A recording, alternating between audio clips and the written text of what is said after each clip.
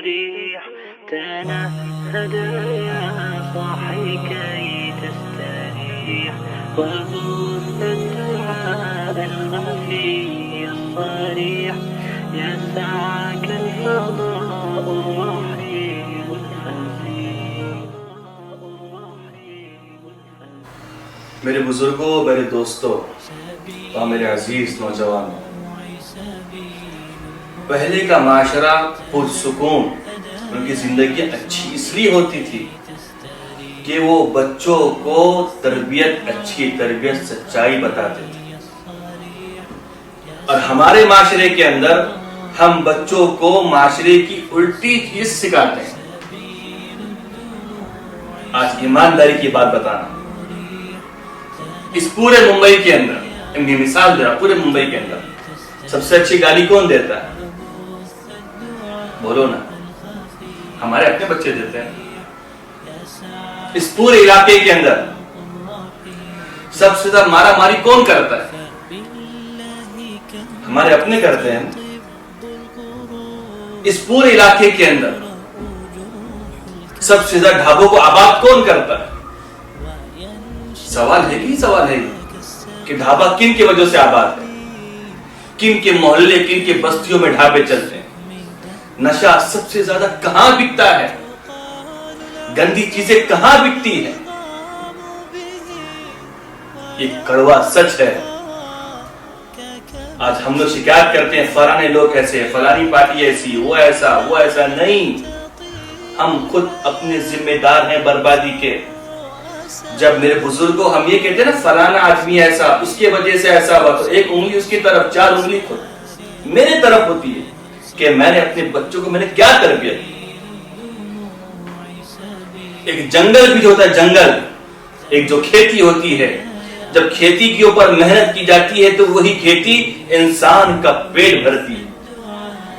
اور اسی کھیتی کو چھوڑ دو، محنت چھوڑ دو، ایفرٹ چھوڑ دو، سیکریفائس چھوڑ دو، اور اس کو تربیت، اس کی پرورش چھوڑ دو، تو وہی کھیتی جنگل بن جاتی ہے. اسی جنگل میں سانپ اور بچھو پیدا ہوتے ہیں. سنو، حضرت خواجہ شیخ عبد القادر جیلانی رحمۃ اللہ علیہ، اللہ کے ولی صفت انسان، ان کی تربیت، ان کی پرورش کیسے ہوئی؟ سنو غور سے.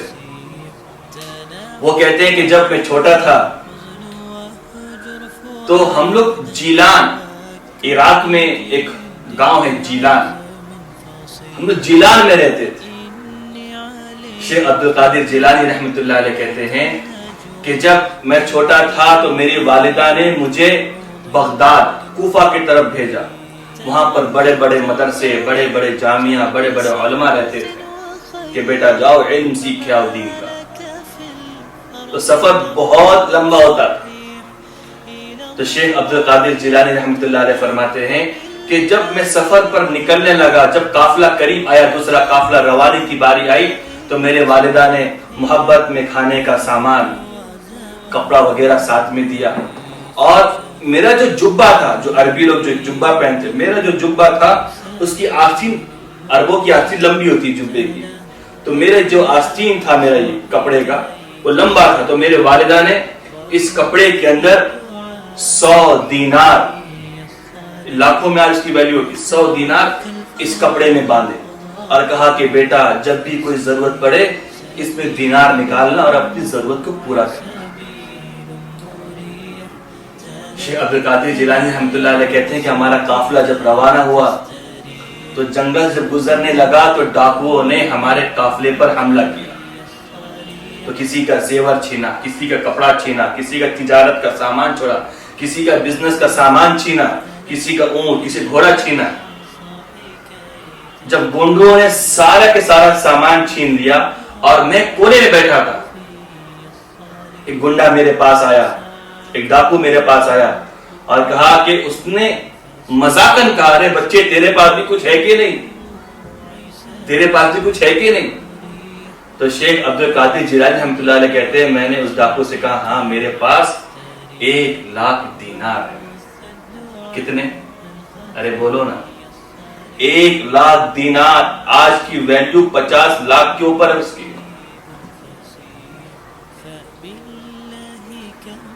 تو ڈاکو تعجب کرنے لگا کہ یہ بچہ، اس کے پاس اتنا پیسہ، میں تو اس سے مذاق میں پوچھا تھا، اگر میں اس سے نہیں پوچھتا تو اس سے کون شک کرتا ہے اس کے اوپر کہ اس کے پاس اتنا درہم و دینار ہے۔ تو اس ڈاکو نے شیخ عبد القادر جیلانی میں جو چھوٹے تھے ان کو لے کر اپنے سردار کے پاس گیا اور کہا کہ سردار، یہ بچہ اتنا معصوم، اتنا چھوٹا تھا کہ مجھے تو شک بھی نہیں تھا اس کے اوپر، میں نے تو صرف مذاق میں پوچھا کہ تیرے پاس بھی کچھ ہے؟ اس بچے نے کہا ہاں میرے پاس اتنے دینار ہے۔ تو سردار کے ڈاکوؤں نے شیخ عبد القادر جیلانی سے کہا کہ بیٹے، تیرا چہرہ بھی اتنا خوبصورت، اتنا معصوم ہے کہ تو نہیں بھی بتاتا تو ہمیں نہیں معلوم پڑتا، ہمیں شک بھی نہیں تھا تیرے اوپر کہ تیرے پاس اتنا پیسہ ہے۔ بیٹا تو نے کیوں بتایا، تو نے کیوں نہیں چھپایا، تو جھوٹ بول دیتا۔ تو شیخ عبد القادر جیلانی رحمۃ اللہ علیہ کہتے ہیں کہ میری والدہ نے جب مجھے اپنے گھر سے روانہ کیا تو یہ نصیحت کی کہ بیٹا، پوری زندگی میں کبھی جھوٹ مت بولنا، الصدق ینجی والکذب یہلک، کہ سچائی انسان کو نجات دیتی ہے اور جھوٹ انسان کو برباد کرتا ہے۔ بیٹا کبھی جھوٹ مت بولنا، اسی لیے میں نے جھوٹ نہیں بولا۔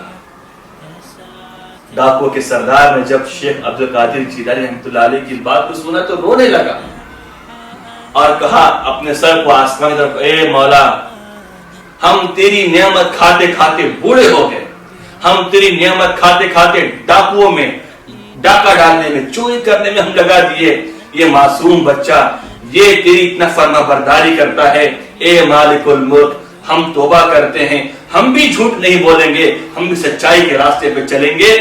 اس وقت اس ڈاکو کے سردار نے اور ڈاکو کے پورے مجمع نے توبہ کی کہ اب سے ہم کبھی ڈاکہ نہیں ڈالیں گے، کبھی چوری نہیں کریں گے۔ خزانہ تھا ایمان کے حوالہ۔ ہمارے پاس کچھ نہیں ہے مسلمانوں، ہمارے پاس صرف ہماری اولادیں ہیں۔ شاعر کہتا ہے خزانہ تھا ایمان کے حوالے، پڑے جا رہے ہیں اب اس کے بھی لالے۔ اپنے بچوں کی تربیت کرنا، ان کو سچائی بتانا، ان کو ایمانداری بتانا، اللہ پہ توکل، اللہ بھروسہ ہونے بتانا۔